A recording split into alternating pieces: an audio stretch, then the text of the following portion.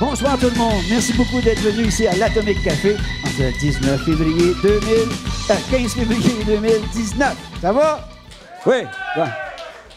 Oui, le mot 19 est magique parce que par magie, justement, par enchantement, cette petite gang de Gaulois, les gardiens du rock, qui sont dans le triangle du Nord, ont réussi à se retrouver pour une 19e fois ici à Montréal. Êtes-vous contents? Ouais. En plus, ce soir, on a un gros billing, un gros setlist. Tous les mots magiques que les grands sages de la musique savent, là. Nous avons avec nous deux grands musiciens, dont une, Marine Lacoste, et mon oncle Serge. Alors, je vous demande d'accueillir chaleureusement notre première invitée ce soir, Marine Lacoste.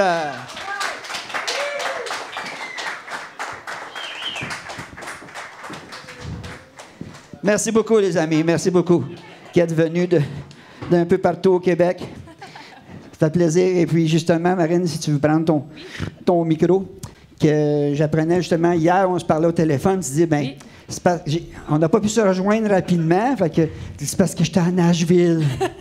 Effectivement. Oui. Tu étais là par voyage ou... Oui, un peu des deux. Dans le fond, moi, j'avais un spectacle hier avec Uncle Cracker aux États-Unis, donc c'était à Nashville. C'était un très bel addon, donc une ville que j'adore. Puis on est allé là. Fait que je suis allée là un petit peu plus tôt dans la semaine pour passer quelques jours là, puis on a performé là-bas. C'est le fun, t'as performé, c'est la première fois que tu jouais là-bas? Non, pas du tout. C'est très le fun, mais non, c'est pas la première fois. J'ai joué là plusieurs fois déjà. Donc, c'est une ville incroyable. Puis, ça me fait toujours plaisir d'y retourner. Donc, c'est bien. Donc, à ce moment-là, tu étais par toi-même, là, juste pour bien finir cette question. Tu étais en solo ou avec ton groupe, là, les Hunters? Non, j'étais pas avec Howie Hunters pour ce contrat-là. Donc, j'étais avec Uncle Cracker, qui est un artiste pour qui je joue depuis plusieurs années aux États-Unis. Donc, voilà. Mais c'est quand même quelque chose, parce que on peut peut-être avoir ton âge. Toi, tu n'as pas 40 ans, de la manière que je vois ça, là. Non. Ah! Normalement, on arrive à Nashville parce qu'on est incertain, surtout qu'on vient de l'extérieur. Tu as eu des contacts? Ton mononcle travaille au Old Roll Ranch Café? C'est pas si simple que ça. Il y a vraiment eu un cheminement vers Nashville. J'ai plusieurs choses qui m'ont amené vers cette ville-là. J'ai un très grand ami, John Jed, qui était là, qui m'a permis d'aller le rejoindre là. Puis, la première tournée que j'ai faite avec Uncle Cracker, il y a déjà quelques années, on débutait la tournée là et on la terminait aussi à Nashville. Donc, j'ai développé des contacts, j'ai développé des amis là-bas, des relations. Donc, dès qu'on peut y retourner, on y retourne. On a bien du fun, on connaît plein de monde là-bas, puis ça nous permet de rencontrer. C'est une ville tellement active que on est là 2 jours, puis on connaît déjà 10 personnes de plus. Là. Oui, je comprends. Bon, alors on va reprendre un peu sur le pattern qu'on s'était promis. On finira par Nashville, parce que c'est sûr que c'est quelque chose. N'est-ce pas merveilleux? Tu étais à Nashville hier, puis tu es avec nous autres ce soir. Hey, il faut le faire. On n'a pas de chapeau de cow-boy dans la salle, là, mais... Marine, donc, oui, tu es québécoise, ça, tu es née au Québec. Tu as commencé la musique de jeune âge?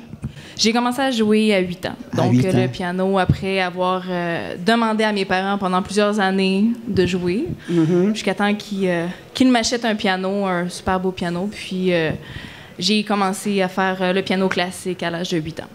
À 8 ans. Donc, le classique, on parle de Bach, Mozart, tout ça. Oui. Puis, t'aimais ça? T'étais bonne? J'aimais ça. Je pense que je me débrouillais bien, j'avançais bien, j'aimais jouer. Il y a des périodes plus difficiles. Il y a des périodes où, quand on a 8 ans, on pense pas aux répercussions plus tard. Puis on se dit pas, je vais être musicienne un jour, puis moi, je vais voyager. Oui. Donc, au début, c'est plus par passion, jouer avec nos amis, puis avoir du fun. Donc, mais j'aimais ça. Et de fil en aiguille, tu en es venu à d'autres musiques, parce que ce que vous faites, les Highway Hunters, avec un S, c'est relativement hard rock. C'est effectivement beaucoup plus hard rock. C'est beaucoup plus, même à certains points, vintage. Donc, c'est sûr qu'il y a eu un gros cheminement. J'ai fait 6 ans d'années classiques, donc de piano classique. Puis après ça, j'ai eu une période où j'étudiais plus à l'adolescence. Là, je commençais à écouter The Tea Party, j'ai commencé à écouter The Offspring et compagnie. On commençait à découvrir Led Zeppelin et tout ça. Puis je me souviens très bien que j'allais dans mes cours de piano classique, puis j'entendais le drummer à côté qui jouait du Green Day. Puis j'étais plus là, j'étais là. Puis c'est là que j'ai commencé à réaliser... C'est peut-être pas pour moi Moonlight Sonata. Ouais, c'est ça. Puis, donc c'est ça, j'avais toujours l'oreille qui allait plus vers le rock. Donc, j'ai développé ça. Puis, j'ai eu mon premier band rock, dans le fond, à l'âge de à peu près 16 ans, 15-16 ans. Quand même, oui. Et puis, tes cours de piano, tout ça, t'ont servi parce que t'es organiste en plus d'être chanteuse, là. On se comprend? Oui, tout à fait. Mais j'ai vraiment une formation au piano qui est complètement différent de l'instrument que je joue maintenant aujourd'hui, qui est l'orgue. Donc, j'ai vraiment commencé à faire de l'orgue très tard, je dirais. Fait que ça doit faire, tu sais, un 6 ans à peu près. Alors, tu as commencé à chanter first, puis après ça, tu as eu un orgue. Oui, tu as acheté un orgue. Tu as eu un orgue parce que ça coûte quand même quelques cents aussi. Tu as travaillé entre-temps? J'ai travaillé entre-temps. J'ai eu un très, très beau deal sur l'orgue que j'ai trouvé. J'ai aussi rencontré des personnes clés dans ma vie qui ont fait que je me suis mis intéressée à l'orgue. Donc, je me souviens très bien qu'à l'époque, à 10 ans, 11 ans, c'est quoi ça de l'orgue? Ça marchait, ça m'attirait pas, disons. C'était vraiment piano. Oui. J'ai commencé à chanter plus autour de 13 ans, en fait. Donc, ça a été vraiment comme graduellement. Puis, j'ai toujours aimé ça. Est-ce que rapidement, tu as joué dans des bars? Tu étais le genre de personne qui a commencé tôt dans les bars, les tournées? Tôt, je penserais pas. Donc, dans les bars, comme avec mon premier groupe rock, on a fait quelques bars à l'époque. J'avais 16-17 ans. Donc, j'ai quand même commencé tranquillement. Puis après ça s'est plus fait avec le cégep. J'ai commencé à avoir des contrats. J'ai étudié là-dedans. Donc, je me suis fait un réseau. Puis j'ai développé autour de ça. Oui. Et parlant d'études, oui, tu es allé au cégep Saint-Laurent, j'imagine? Même pas, à Lionel-Groux. Hein? Non, à Lionel-Groux, à Sainte-Thérèse. Oui, donc ils avaient un programme qui était de 3 ans, qui est une technique, donc qui mixait vraiment une partie jazz, une partie populaire. Donc, je ne voulais pas faire que du jazz. J'avais pas autant cette attirance. Donc, je suis allée vraiment à Lionel-Groux pour aller chercher ce choix-là, disons. Oui. Ça a bien été? Tes études ont été réussies parce que bien souvent, hein? C'est réussi. Oui, parce que c'est difficile, ne veux pas. T'es déjà un spectacle à gauche, à droite, faut que tu gagnes ta vie entre-temps. Oui, c'était pas évident. Je travaillais à droite aussi, à gauche. J'avais quelques contrats. Mais j'ai fini ma technique de 3 ans là-dessus, ce qui m'a aussi fait prendre la décision de ne pas pousser vraiment plus loin. Je suis pas allée à l'université, j'ai commencé. J'ai fait une session juste avant la grosse grève qu'il y a eu. Puis, entre-temps, je me suis mis à avoir des contrats. J'avais de la misère à gérer un peu tout ça. Puis, j'ai pris la décision des contrats. J'ai suivi ce chemin-là. Je suis encore très contente de ce choix-là. N'est-ce pas un bon choix, les amis? Une bonne main, on va l'encourager. Hein? Écoutez, des Québécoises qui vont à Nashville, il y a eu René Martel, je pense. J'imagine. Ça doit. J'imagine. Puis, je ne sais pas qui, mais... c'est ça que j'allais dire! Mais, bon, en tout cas, au moins déjà, tu as tes pieds là. Oui. Donc, on en arrive tranquillement, évidemment, à Highway Hunters. J'ai bien dit, le là? vif du sujet. Oui, qui existe depuis combien de temps? C'est un projet qui existe depuis déjà 3 ans.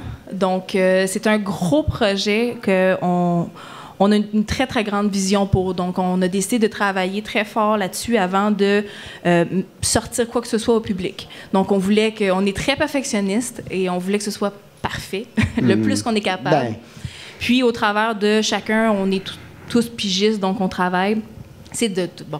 On reconnaît les horaires de tout le monde, donc c'est pas toujours évident de tout faire, mais on y arrive, on s'en sort, là. C'est notre chère ici, l'assistante du chef qui est là, qui vous a découvert. Imagine-toi donc. Oui. Il faut un jour qu'on fasse les bonnes découvertes. Vous existez depuis 3 ans et on ne vous avait pas vu, mais Muriel était au Club Soda avec ton groupe et vous avez pratiquement volé à vedette au groupe principal. Apparemment, c'est ce qu'on m'a dit, mais bon, on a fait ce qu'on voulait, on a fait ce qu'on pouvait, on voulait donner le meilleur de nous-mêmes, on l'a donné, puis tout simplement. Parce que j'aurais aimé assister à ça, mais on me dit qu'il y a du Emerson là-dedans, il y a du Deep Purple, il y a peut-être du Jerry Boulet, parce que c'est le même orgue, le même genre d'orgue, hein? Oui, probablement. Oui, c'est ça, c'est le même style. Le MP3, là. Aidez-moi, là. Le B3. Hein? P3. Bon. B3, exactement. Fait B3, c'est ça. Il y a différents modèles, mais moi, j'ai un A100, un A102, donc c'est le bois qui change réellement. C'est le meuble, si on veut. Ouais. Donc, moi, j'ai des belles pattes fancy en avant que j'ai toujours peur de briser. Parce que sont bien belles, mais je les regarde tout le temps, puis mon Dieu. Parce que les images qu'on a eues, elles se fait brasser pas mal, hein? Un petit peu. Elle se fait brasser, mais à date, ça va bien. À date, tout, elle tient debout, puis on l'a bien recapé pour qu'elle soit assez solide. Assez solide. Parce qu'effectivement, en plus, tu me dis qu'elle est sur des petites pattes, fait que... Tu voudrais pas que ça te tombe sur un pied, là? Non, exactement. Ben, quand je regarde des modèles comme Keith Emerson, dans son cas à lui, il avait réglé le problème, il n'y en avait pas. Puis celles qu'il avait, il les avait renforcées avec des barres de métal. C'était mis sur une planche. Ah, oui. Puis lui, son modèle était beaucoup plus petit. Oui, donc, c'est un L100, ce qui fait que c'est plus léger un petit peu. Mais bon, Keith Emerson faisait au moins 6 pieds quelques. Donc, c'est sûr qu'il était capable de la faire bouger plus facilement que moi, évidemment. Mais on apprend à savoir comment manier la chose. Tu as développé des trucs pour justement, parce que ce qu'en même temps, c'est qu'il faut que tu joues pour le vrai, là. Oui, idéalement. Est-ce que tu fais sur un piton, puis pendant que tu bouscules, il fait toute la job? Non. Ben non, ça serait pas aussi le fun. Oui, c'est ça. Donc, en réalité, donc, la qualité de pouvoir jouer, d'avoir une force aussi pour faire bouger l'appareil, qui donne une atmosphère, hein, qui donne une couleur. On a parlé de Jerry Emerson aussi. Il faisait 6 pieds et quelques, je savais pas ça. Il faisait combien, 6 pieds? Ah, il était grand. Il était très, très grand. Ah oui? En tout cas, à chaque fois que je vois les vidéos, tout ça qu'il a fait, le B3, il a l'air petit. Donc, je me dis, il devait être assez grand quand même. D'accord. Mais bon. Ben, je dis ça de même. Parce que oui, on est curieux lorsqu'on joue d'un instrument. On s'informe un peu des grands instrumentistes qui ont utilisé un tel engin.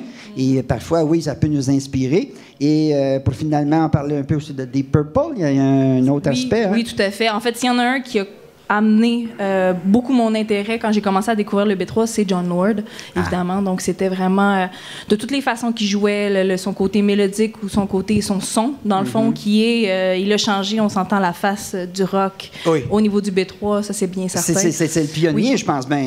Il en fait partie, disons. C'est très, très, très solide. Donc, il a amené l'orgue vraiment à un avant-plan que ça accotait la guitare. T'sais, on voulait autant voir le B3 qu'on voulait voir la guitare. Puis c'est ce qui est intéressant, puis c'est ce que Jon Lord a apporté énormément. Là, donc, et évidemment, le son du Marshall.